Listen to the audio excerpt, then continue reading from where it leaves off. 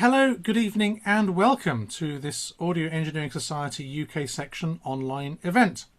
Mixing for streaming and TV, one size does not fit all.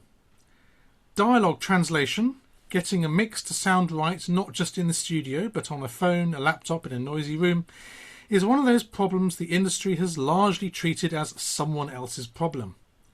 Today's talk argues it's actually a structural one. Post-production workflows are built around an idealised listener in an idealised environment, and that listener doesn't exist. Based on data from 500 listeners, professional mixer interviews and controlled experiments, our speaker has been testing whether the answer lies not in better mixes or tighter standards, but in smarter playout, systems that adapt to the listener's actual context without touching the original creative intent. Tonight's speaker, Ahmed Gelby, is a systems-focused audio engineer and technical consultant whose work sits at the boundary of post-production and large-scale media infrastructure. He's held senior roles at Audinate, working with organisations including Warner Brothers Discovery, and is currently director at Flicktronix. His concern, running through all of it, is straightforward. Audio decisions should reflect how people actually listen, not how we assume they do. Without any more from me, I will hand over to Ahmed. Thank you so much, Neil. Thank you, everyone, for having me, and thank you for joining us tonight. Can you guys hear me okay?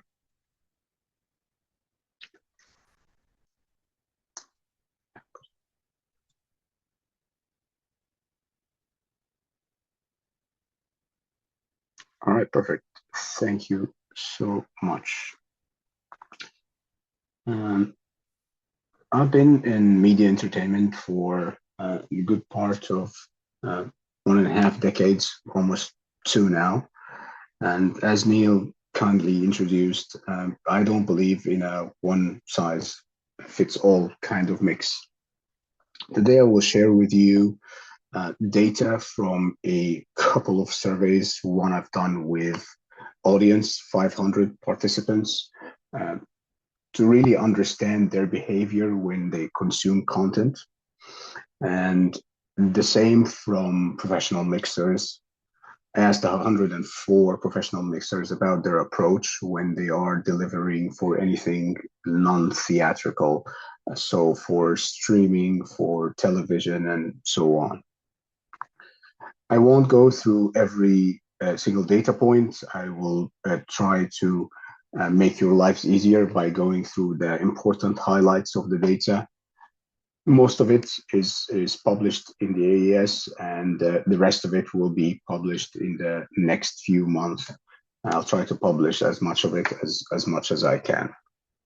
And you can always reach out to me and ask me for these data, and I'm happy to share it. That's not a problem.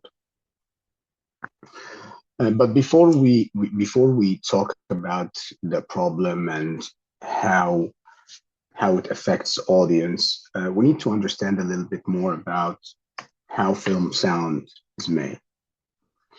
I like to categorize this into 3 stages or 3 buckets: pre-production, production, and post-production.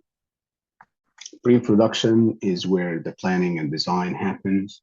And this is where script review, notes, spotting sessions, meetings with sound designers, and effect editors, and so on. This is where this happens. Production is where capturing audio on set happens. Usually you have a team of engineers, boom operator, mixer, and this is where capturing audio on set happens. And post-production is what we're really concerned about in this discussion. This is where mixing happens, editorial, mastering, QC, and playout. And despite the significant advancements we've seen in audio post-production, especially when it comes to film sound, the delivery remains a little bit static. And this is what we're going to discuss today. If you think about how film content is consumed, it's really consumed in 3 contexts. In cinemas, and cinema is really a calibrated, standards compliant environment. You know exactly where the speakers are going to be. We have controlled acoustics. You have a well-defined room curve. But in domestic and shared environments, we have large variability. In domestic environments, people could be using a TV with built-in speakers, sound bars, headphones, and they have remote controls so they can turn up and turn down the volume. You have no control over the loudness level, and you don't have control over the background noise they have, whether it's within their environment or something external. When it comes to shared environments, this variability becomes higher. In public spaces, you have induced noise from other people's devices, um, and there's extreme variability between vendors and manufacturers' device capabilities, their dynamic range, their response.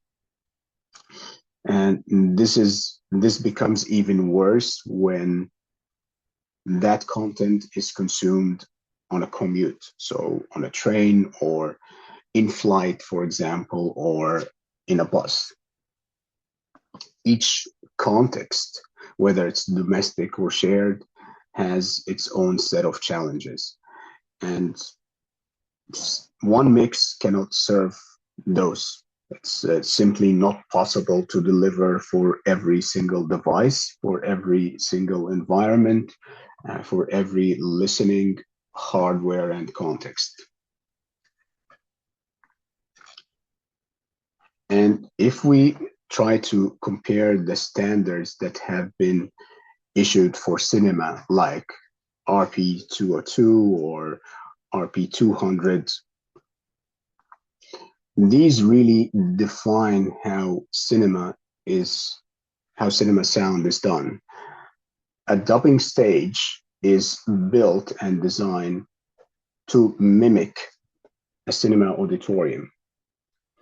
And that's how the end-to-end control for cinema is achieved. You have a calibrated mixing theater at 85 dB, for example. You have known speaker layouts. You have well-defined room curve. Every detail matters. Every element is carefully balanced. And that's why you have this consistent experience when you go watch a film in cinema. Now, if we examine the standards for television consumption and streaming services, you will see recommendations from the likes of Netflix, BBC, Apple, and others. It varies by region, of course. And if you look at those recommendations, you will find loudness targets, peak limits, maybe channel layouts, some monitoring calibration like ATSC, for example, mentions this, but you will not find anything about device diversity. You will not find anything about environment variability, zero information about different hardware dynamic range or frequency response, and zero, of course, about background noise compensation. The standards, these ones, assume controlled playback. They are approaching it the same way SMPTE has approached cinema. And the reality is simply not like that. People don't consume content in a calibrated environment on reference speakers with zero background noise. This simply doesn't happen. The gap between the specification and consumption is quite clear, and it's not addressed. And that's really what is driving this research and the experiments that I'm going to share with you today. And to address this gap, I had to ask a few questions. I had to really define and clarify what I would be looking for. Question number one is, how do audience actually consume content? What is their behavior? Do they turn on subtitles? Do they watch often on displays? If they do, what is the size of this display? Do they use built-in speakers or they use external speakers? So I asked 500 people about 55 questions about their behavior. And today I'll share with you a few highlights from what I found out. So 500 participants answered these questions. Their age range was from 18 to 69 years, from 60 countries. 70% of those indeed attend cinema several times a year, and 30% watch several times a month on stationary devices and mobile. And stationary devices are dominating in this group. 30% watch several times a month, and 30% watch several times a month over mobile phones. And 70% of those encounter device noise from others while they are on trains, buses, and planes and cars. Most domestic noise seems to come from their living rooms. 53% indicated they have interference from other devices. And the hardware diversity on mobile and stationary is quite telling. 50% of them use Apple iOS devices, and the rest varies between Android and Mac OS. When it comes to stationary devices, 83% use Android-based smart TVs, and most of them use built-in speakers, not external headphones, not earbuds, not 5.1, nothing like that. No surround, nothing of that sort. And when I asked them about their experience watching their favorite streaming service, almost 70% of them complained that dialogue is unclear and they wanted louder and music to be lower. They didn't comment much on SFX or Foley or anything like that.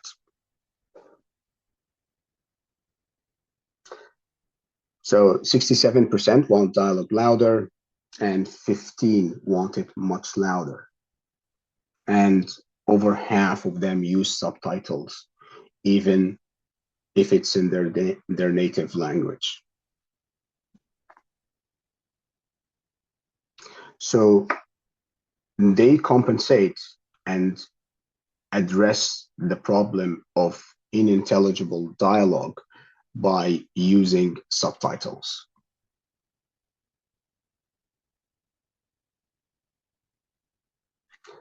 And when I asked them about the desired changes,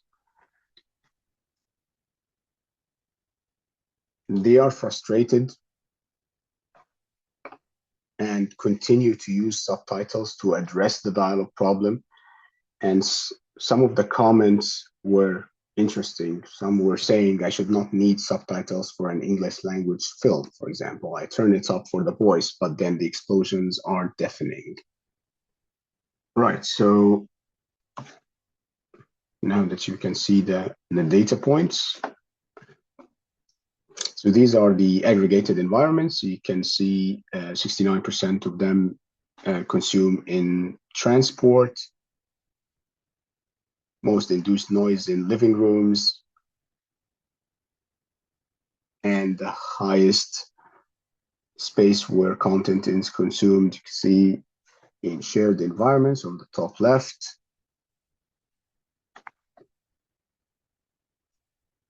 And just below 50% alter the volume on mobile and stationary devices, and third of them use device speakers.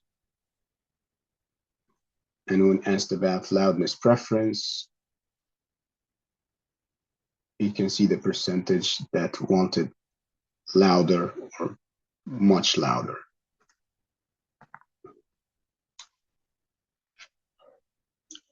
And this is the percentage of the ones who use subtitles.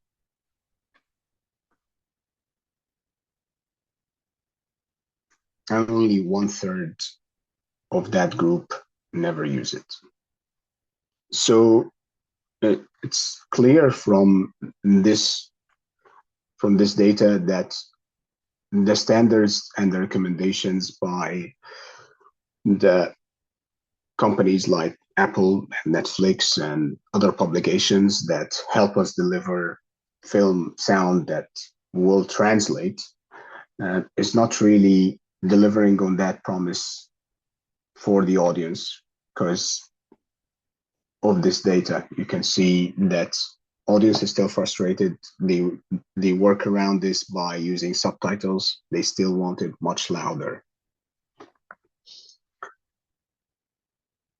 But also, we need to understand how mixers approach mixes that are not being released for the cinema. So I asked 104 professional mixers about their experience and what do they do differently if they are sending something for streaming or a TV or something like that other than theatrical.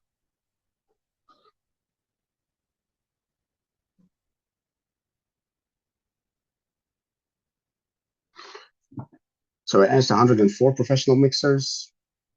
The mean age was 47 years. On average, they had 22 years in film sound and 17 years mixing. The group was from about 26 countries, and 73% said they have no hearing loss. And the rest varied between mild and moderate.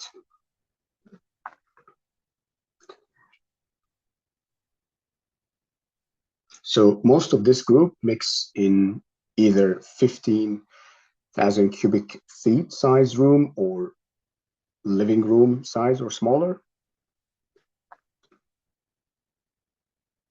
And only 61% do different mix passes. More on this later, because some of them mentioned tight schedules and they don't have time to do different mix passes for streaming on TV. So 61% do different mix passes. And when I asked them what do they do differently, they said the following. They changed their monitoring from the cinema standard of 85 dB, 65 use between 76 to 80 dBA, and only 10% use between 10 and 75. And only 47%, just below half, use some sort of room correction, whether that's DSP or something else. Some mentioned the vendor like Trinov or Dirac, but only 28% rely on acoustic treatment only. And the mix positions are from, the mean was 11 feet from speakers, and the range was from 3 to 68. So only 69% only 69% approach mix differently, and they change their monitoring position, and they change their monitoring loudness as they mix for streaming and TV. When I asked them if they approach different stems differently, they mentioned compressing dialogue for mixes that are going to streaming or television. They indicated that the compressed dialogue, they don't treat SFX and BFX as much. No changes on reverb or spatial effects, and most of the work is done on dialogue. So from the mixers data, you can see that mixers understand that theatrical mixes will not translate on mobile, will not translate on TV, and they address this by doing different passes, and only 70% of them do those different passes. And their approach to do this is changing their monitoring levels, changing the distance from the speakers, so their monitoring layout changes. But I don't see how they address different acoustic contexts, shared environments.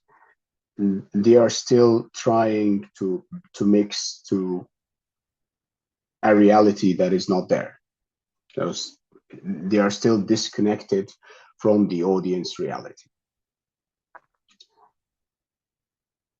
So to address this, I built a couple of prototypes, 2 controlled experiments, to understand if I let people mix their own content, if I gave them complete control over mixing different stems, what would they do in an ideal environment that is controlled, reference speakers, calibrated room, and the same if I put them in a simulated environment, in flight or on a bus or on a train.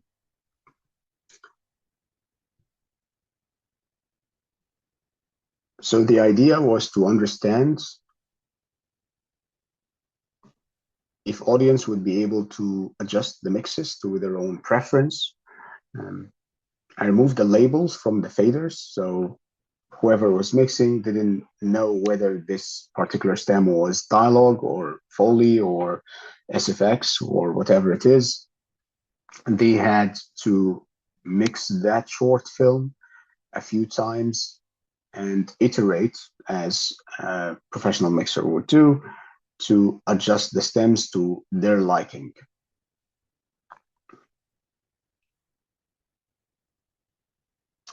And there is a clear trend.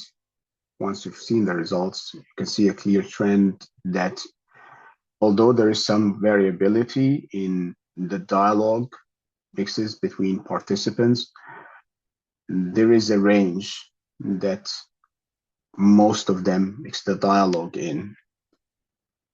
The mean loudness was about -18 loss, and the range was about 25 dB. When it comes to supporting elements, so music, Foley, SFX, and backgrounds, music was about 13 dB lower than dialogue across the board. Foley, SFX, and backgrounds, these had a huge range, about 126. And one particular participant completely silenced the backgrounds. And 2 boosted SFX significantly. So those are extreme individual preferences. So the narrative anchor was always the loudest. So you can see clearly that participants adjusted dialogue to their specific intelligibility target, regardless of background ambience level. On prototype 2, where we had some induced noise, simulated noise, to simulate the same content in flight or on a train or on a bus,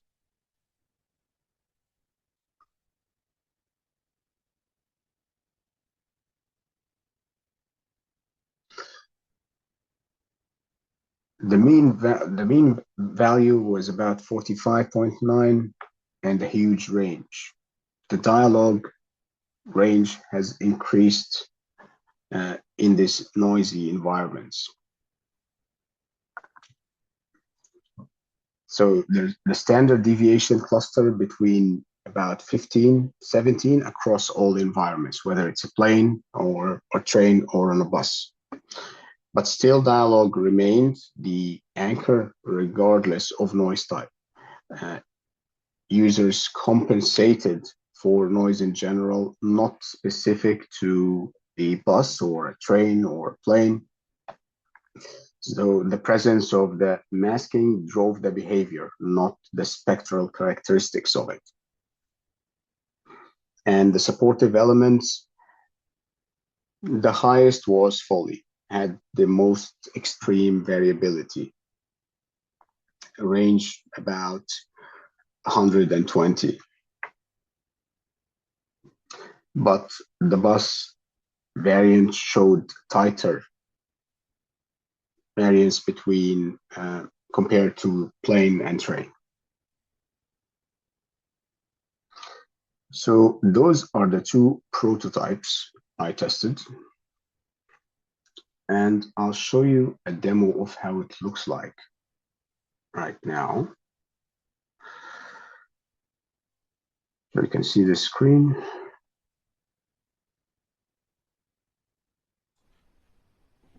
Yes, we can. So you can allow it, perfect. So you can ask it to scan your environment. It will identify where you are, and it can see, it can track which device you're listening to if it has it. You can see it identified my headphone, and you can also self-declare your hearing profile or age, and you can just start it. I think I have it prepared in the other.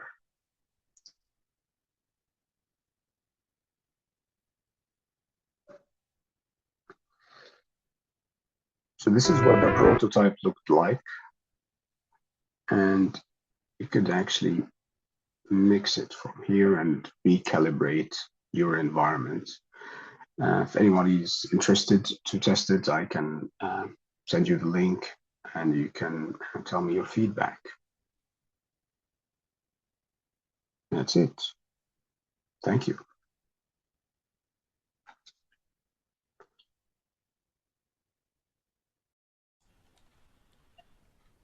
Thank you, Ahmed. Is it worth doing a quick run through of what the demo can do, just to people can see Sure, of course. What the various things do? Okay, so you can actually mix it here, so you can change the stems right here. So these guys just disappeared. Yeah, on that stretch of road right above El Matador. You can mix that, and you can rescan your environment, whether you are on a bus or train or plane. It's not, I wouldn't call it 100% accurate, but it's accurate enough, 80% of the time. So if you change your environment, you would press this button and would change that. If you have any hearing loss, you can self-declare that. You can also upload an audiogram if you have one, if you're comfortable doing that. It can compensate for it. It will show you that here. You can change device speakers. You can change that to stereo 2.0. You can select headphones, earbuds, legacy, something like that. And here are the different environments it can detect so far. So it can detect whether you are in a shared environment, bus, plane, train, metro, so on, or something domestic.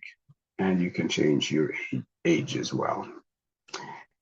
If you're feeling like you want to change dynamic range and EQ and things like that, you can do that from here.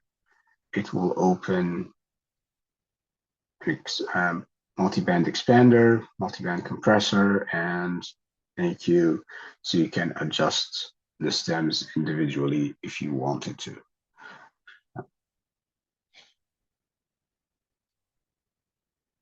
And that's it. That's the demo. It has this short film, and you can hear it adjust in real time once you've changed any of the parameters. So if you change it now to mild healing loss, it Cohen used to take his associates out change there. this. Bit of a bon voyage. Mob hits? Nah, not this time. One of these guys was.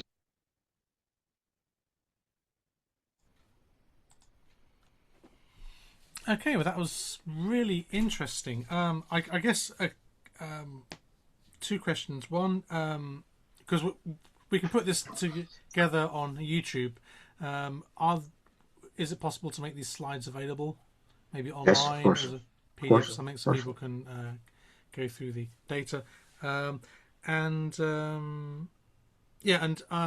the link to the demo. Is it possible to put that on the YouTube page as well, so people can? Sure, of course. Happy to. Okay, thank you. So, any questions? I do have a question, possibly a contingent question, but I'm going to, I don't know if it's possible to. I can post a it link now to the chat as well. Yeah, of course. But while Ahmed is,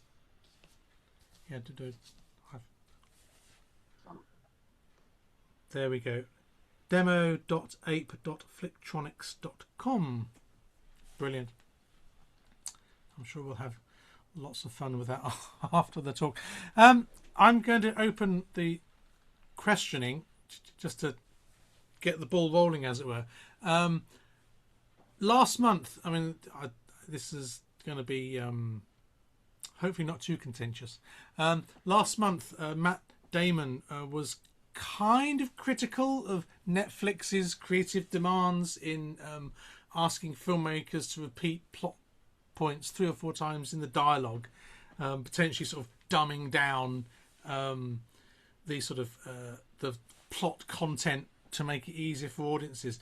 And it seemed to be sort of a lot of it was to do with dialogue and action scenes.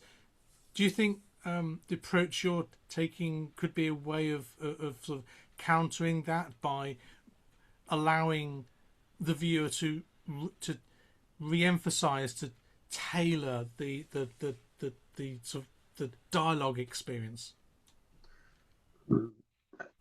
I'm not aware of what Matt Damon was saying. He might have been referring to the attention span of of people watching content.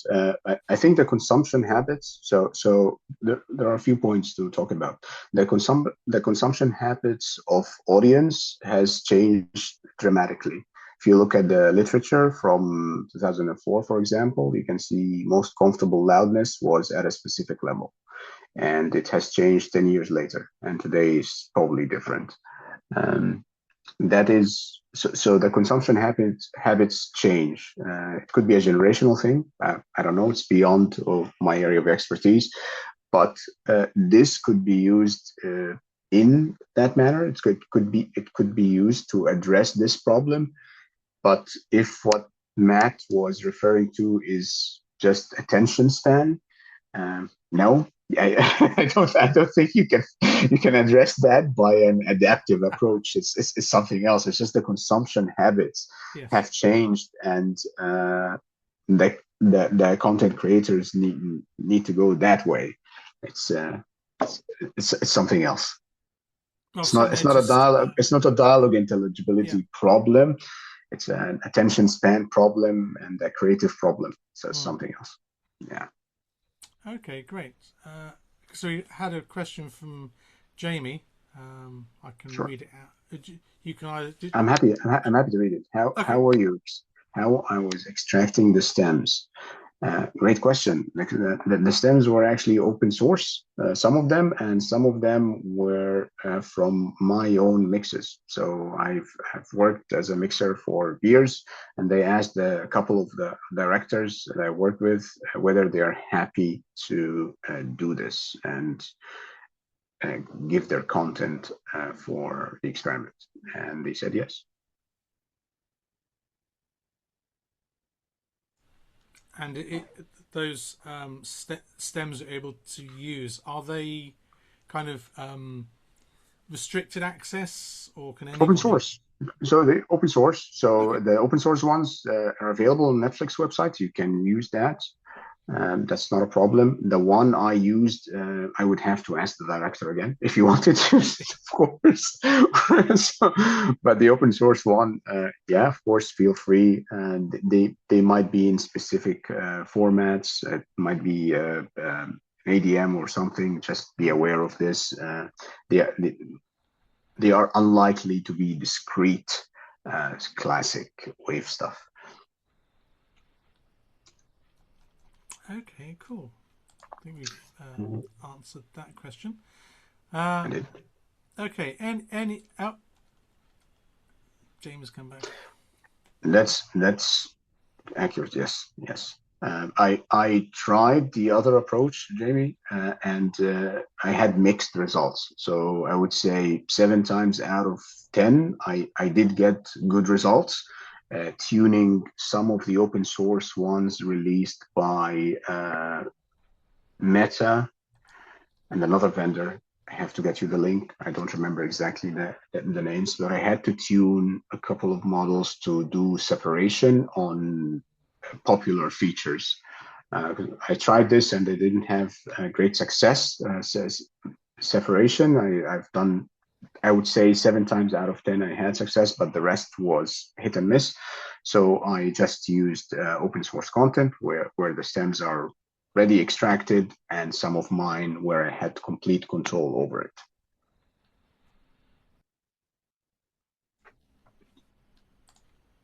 Okay, a question from Joel. What is the link to the demo? It's in the chat. Yeah, and if you can type, it's demo.ape, that's APE. Flicktronix.com. Flicktronix.com. Yeah, it's in the chat, and we will also add it to the YouTube page when we come to publish it. Oh, good question from Robert.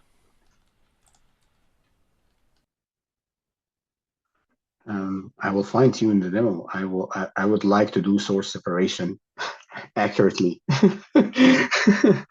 because so if we look at implementation, it's going to be difficult to tell the giants give me access to DME. Although every mixer in the world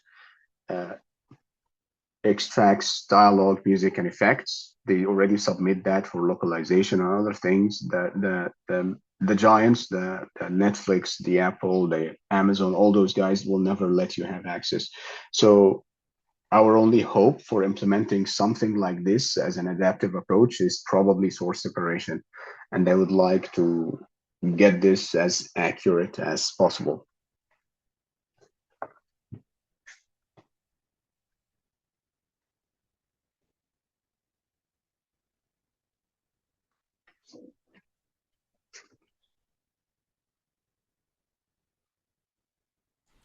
Brilliant. Yeah, I've just posted the full URL to the demo, which I've got up on screen right now. So yeah, I agree and continue, definitely.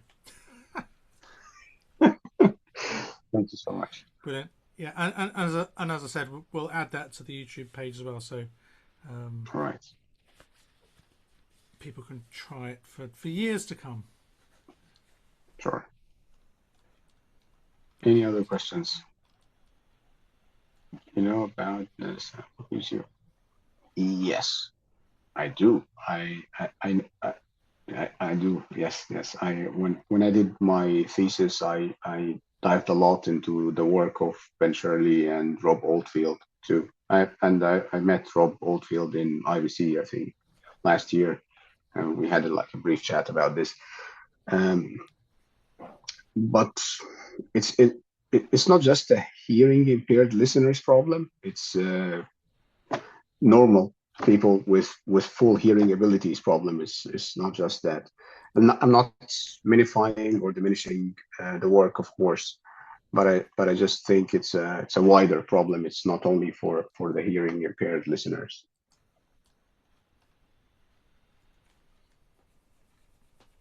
Yes, and sometimes the hearing impairment has nothing to do with the ears, but the attention span of the person you're trying to talk to.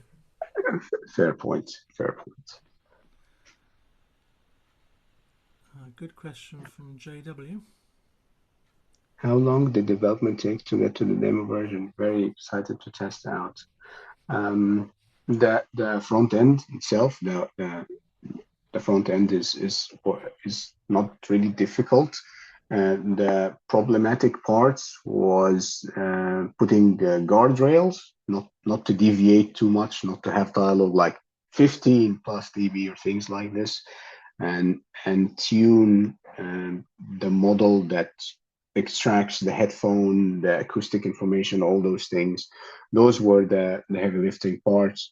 They took, I would say, the good part of 6 to 9 months, roughly, something like that. But I wasn't working on it full time, to be honest, because I had to study meanwhile and write. So thank you. Appreciate it.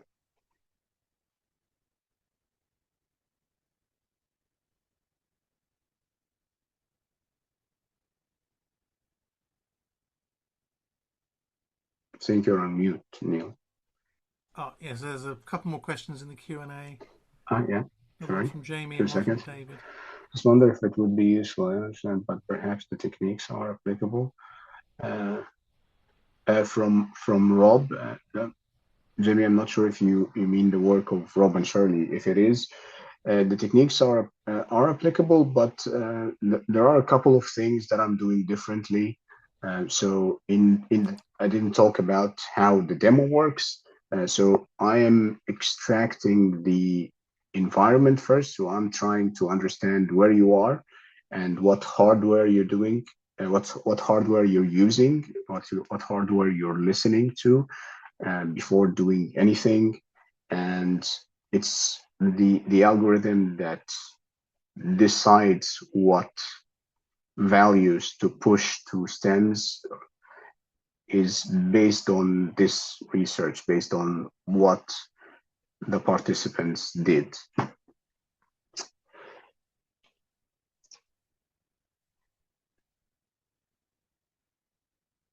I hope that addressed the question and that I didn't misunderstand it. Do you see a future where all content will potentially be modified by the user? Not fully, I don't think so. But I think we have to co-mix with users. I think if you are a mixer and you're completely ignoring users and saying it's my creative decision, your creative decision is standing in the way of somebody being engaged with your content. So I think mixers just need to think about it differently. You're delivering content that is consumed by users, so you need to take them into account. So to answer your question, I don't think the future will be potentially modified or mixed by users only. I think we have to co-mix with them.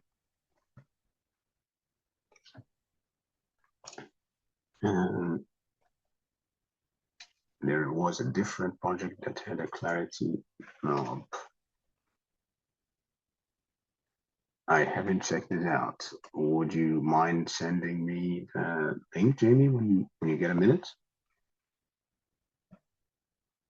I could have the project documentation, but I don't recognize the clarity knob subtitle or the title. Yeah, please. Thank you. It remains for me to thank our speaker, Ahmed Gelby, for a brilliant talk, really good demo. And as I posted in the chat, this video slides and links will go up on our YouTube channel in due course for people to dig deeper into this. And please do have a play with the demo. It looks really quite cool, and that's my evening. about to be taken up playing with that. So it's been a brilliant talk. Thank you very much, Ahmed. Thank you for your time. Thank you to everybody who came along. We've had a good number of people on the this event tonight, and thank you very much to the AES for providing the facilities for this talk. And as I said right at the start, if you're not a member, please consider joining. We're a worldwide network of audio professionals covering everything from AI to recording studios and everything in between.